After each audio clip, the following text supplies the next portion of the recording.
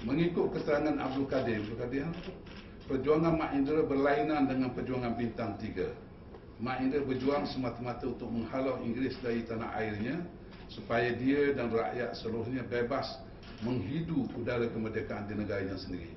Dia tidak menyengutukan perjuangannya dengan perjuangan Parti Komunis Melaya atau Bintang 3 yang ingin memerintah negara ini. Selain itu, perjuangan secara gerila dilakukan oleh Mak Indra atas desakan keadaan, kerana Mak Indra sentiasa menjadi buruan Inggeris sejak api diharamkan. Dia masuk parti ini, parti PKM itu bagian api pemuda lah. Ya, dan ini pengakuan oleh penulis ini. Dia tidak pernah menghayati perjuangan komunis, tetapi dia menentang British. Waktu semua diharamkan kecuali UMNO. Ya.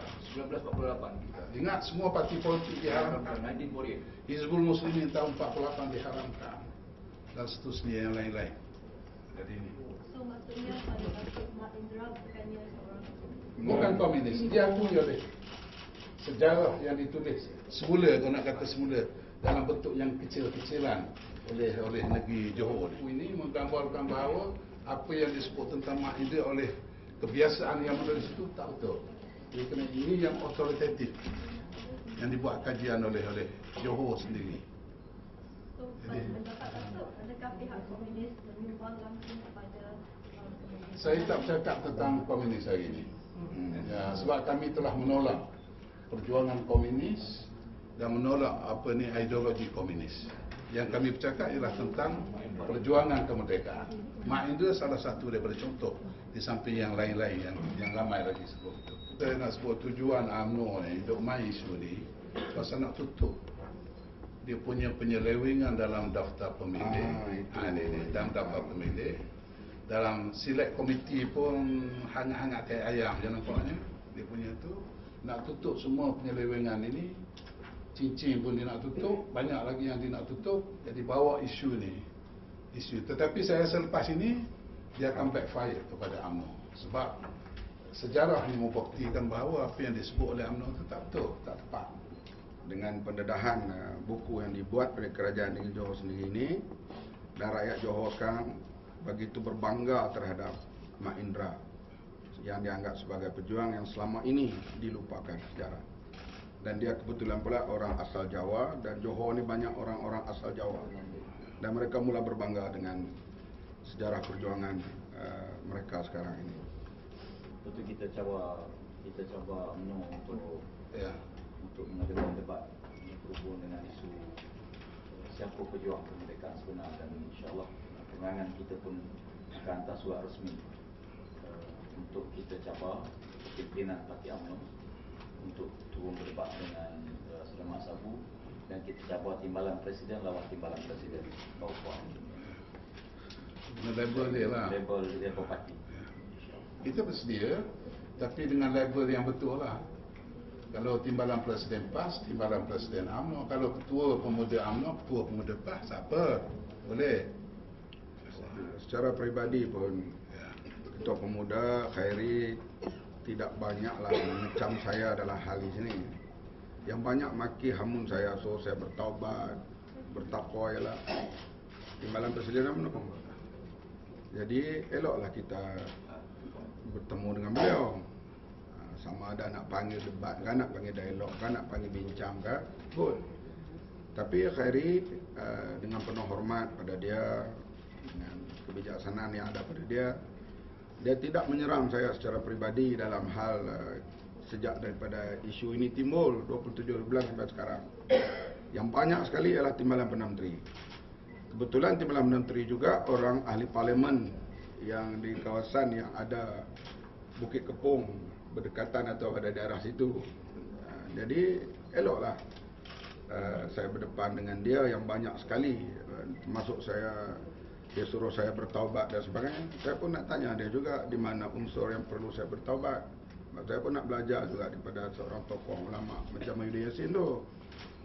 Itulah. Okey, saya darjah 1 tahun 68 sampai tingkatan 6, tingkatan 5, 7 ke 8. Okey. Buku sejarah waktu itu yang saya baca di sekolah adalah buku sejarah Inggeris. Yang disebut adalah Frank Sturham. yang disebut adalah Law. Bukannya pejuang-pejuang kemerdekaan yang disebut tadi. Selepas desakan-desakan dia buat, barulah silibus sejarah ditulis semula.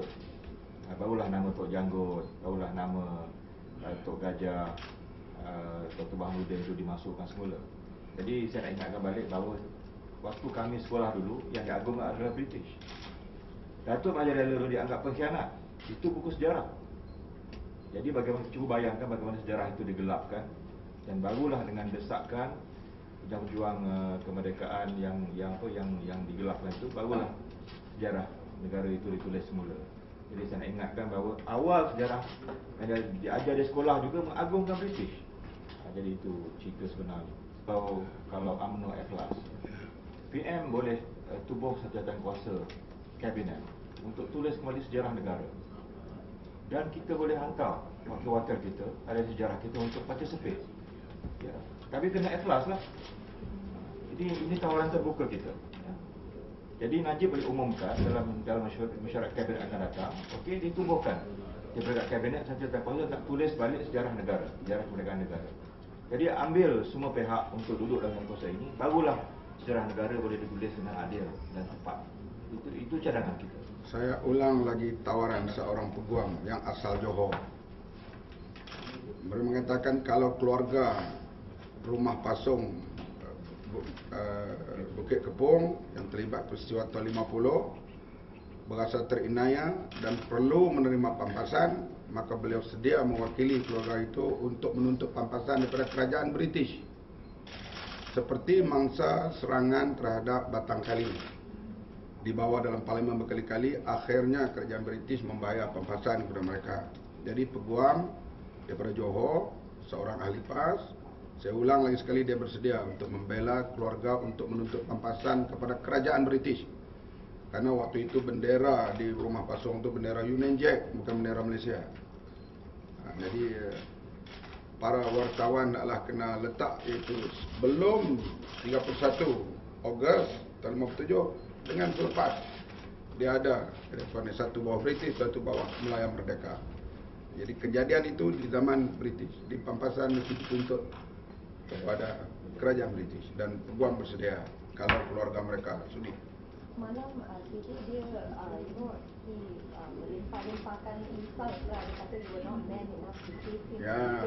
So your comments Saya memang takut sebab saya selalu masuk jail, selalu kena tangkap. I'm afraid. IRC banyak kali, so I'm afraid man. Dia berani tak apalah. Sebab itu orang tak lantik dia pun.